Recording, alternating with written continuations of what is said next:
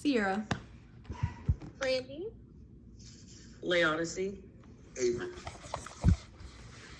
Hey, I'm Benny.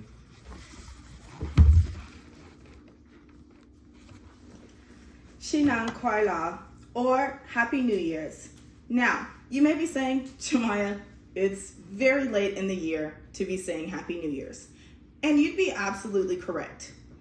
However, the New Year's that I'm referring to is Chinese New Year, which is a different festival from our Western New Year's.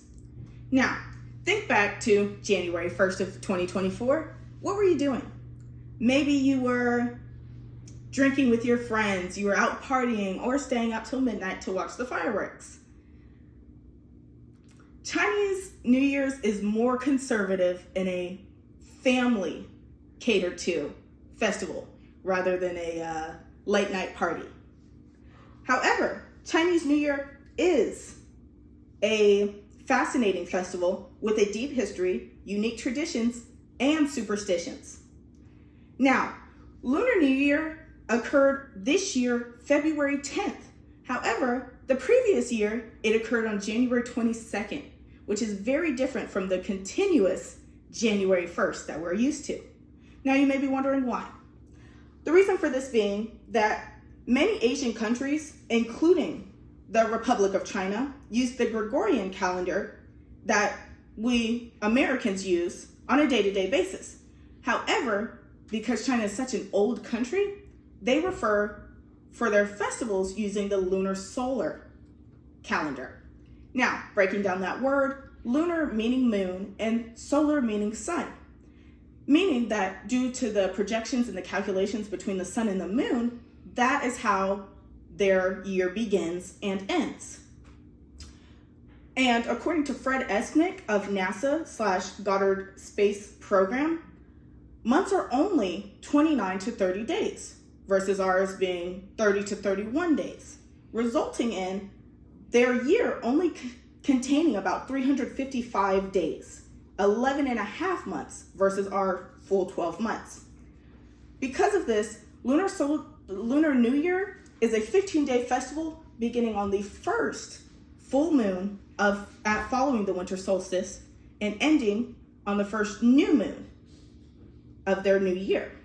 Now, depending on your ethnic background, there are many meals that you might have on New Year's. Let's dive into some of China's according to Tanya Yarmin. Spring rolls. Because of its name, obviously, the Chinese Lunar New Year is also called the Spring Festival because it celebrates the dark winter protruding out and becoming the spring. Not only that, when the spring rolls are fried and get that crispy skin that if you ever have Chinese takeout, you absolutely love, it represents a gold bar. Now, for us Americans, especially the African American, for January 1st, we have cornbread, which is golden in color and is supposed to bring prosperity because of its gold color. Next up, we have steamed dumplings, said to look like imperial coins, also known as yanbao. Similarly, in our culture, we have collard greens or kale greens because they're green like money. Now, what about normal traditions that all of us share? On New Year's, we dress up as silly things and we pop fireworks. Similarly, in the tradition for Chinese, they wear red versus white or black that you would wear for a more significant event such as a funeral. So, first, on New Year's, we wear silver and gold. On Chinese New Year, they recommend gold as it brings prosperity. With that being said, there are a lot of similarities that we have with certain cultures that we don't necessarily understand.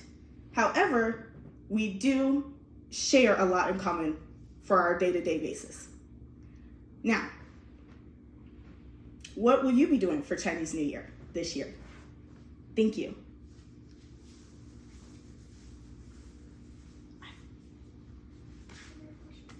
Does anyone have any questions?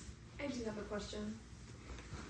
So I'm curious, for our calendar here, we have our months, January through December. what does their calendar look like? I know the days are shorter, but are the months the same or? The months are actually different. They do, like I said, only have 11 months, and instead of being named January, February, they're named after animals.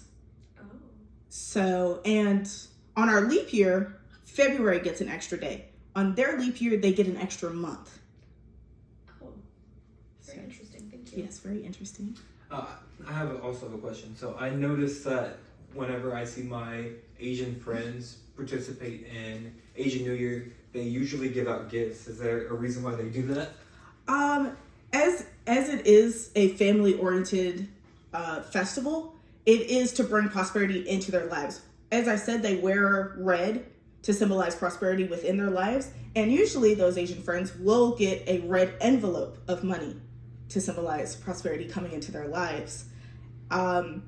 Even reverting back to the spring dumplings, as you can see on slide 2, it looks like the imperial coin. These are the yunbaos, and these are your typical spring dumplings, which a lot of friends actually will give to their other friends when they're studying as a way to congratulate them. Anything else? Perfect. I think that's it. Thank you. Thank you.